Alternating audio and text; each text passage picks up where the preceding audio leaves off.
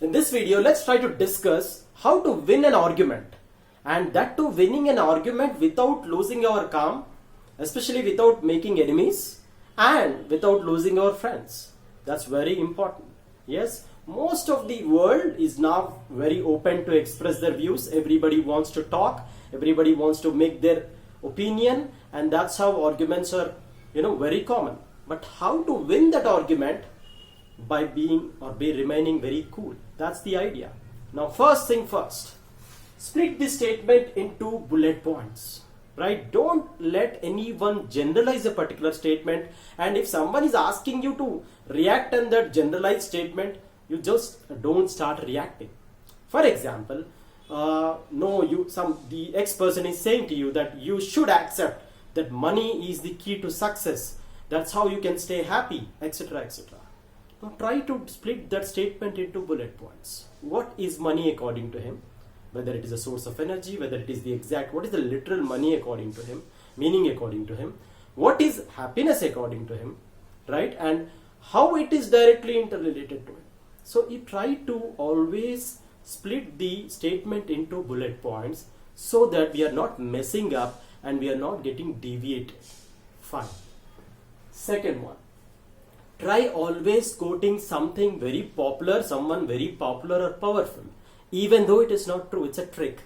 For example, it's very common in society when you put a point, they really take time to accept because you might be a common person or etc. But the same thing, when you say like, you know what Gandhi said in 1940, and then the attention span will increase, right? Because you are quoting Mr. Gandhi, who is so powerful and so acceptable in the society, and then you are following up your opinion with that quote, then the chance of your statement getting rejected is almost zero, right?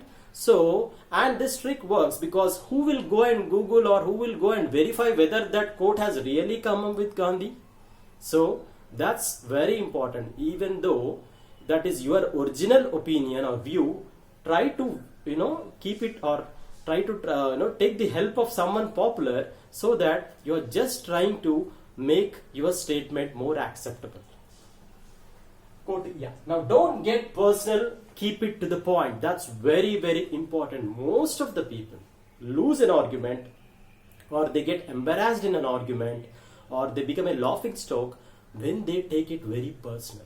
That's the biggest mistake. So always try to keep it to the point. Do not take personal. That is the first agenda you should fix in your mind. You should train your mind when you go there to argue, or when you are in a conversation.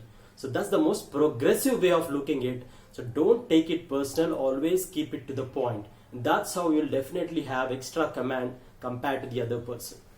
Now, replace always logic with emotion, right?